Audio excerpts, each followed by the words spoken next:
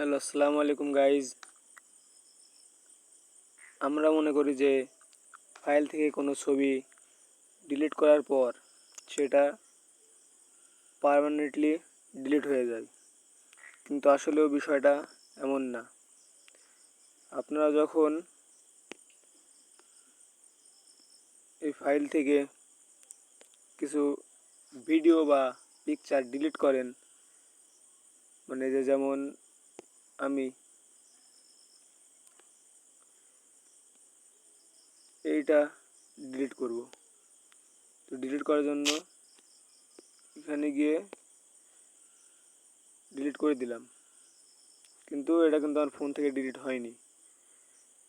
তো এগুলা কোথায় গিয়ে জমা হয়, আর এগুলা ডিলিট করার পরেও ফোনের স্টোরেজ কেন ফাঁকা হয় না, তো এটা নিয়ে আজকে আলোচনা করব। তো এটা পার্মানেন্টলি ডিলিট করার জন্য আপনার যে ফাইল আছে এই ফাইলে ট্যাপ করতে হবে। করার পর উপরে যে 3 লাইন মেনু, এইখানে ট্যাপ করা লাগবে। তো এখানে ট্যাপ করার পর ট্রাশ নামে যে অপশনটা আছে জাস্ট এর উপর ক্লিক করতে হবে। হ্যাঁ, ক্লিক করার পর এই যে একটু আগে আপনাদের সামনে আমি এটা কিন্তু ডিলিট করলাম, কিন্তু আমার ফোন থেকে এখনো যায়নি। তো এটা একবারে পার্মানেন্টলি ডিলিট করার জন্য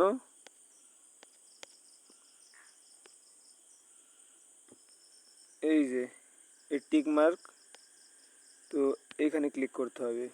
ক্লিক করলে এগুলা যতগুলো আমি ডিলিট করেছিলাম এগুলো সব একবারে পার্মানেন্টলি ডিলিট হয়ে যাবে ফোন থেকে। তো ডিলিট করার জন্য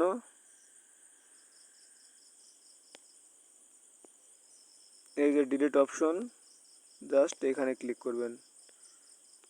করার পর এই যে ডিলিট নামে যে অপশনটা আসছে এটার উপর ক্লিক করে দিবেন। তো দেখুন এখন যে আমার কিন্তু সব ডিলিট হয়ে গেছে।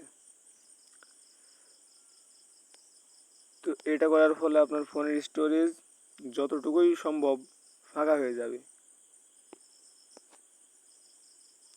তো আজকের ভিডিওটা মূলত এজন্যই, যারা বলেন যে ফোন থেকে ছবি বা ভিডিও ডিলিট করি কিন্তু তারপরেও স্টোরেজ ফাঁকা হয় না। তো মূলত এই কারণে স্টোরেজটা আপনার ফাঁকা হয় না।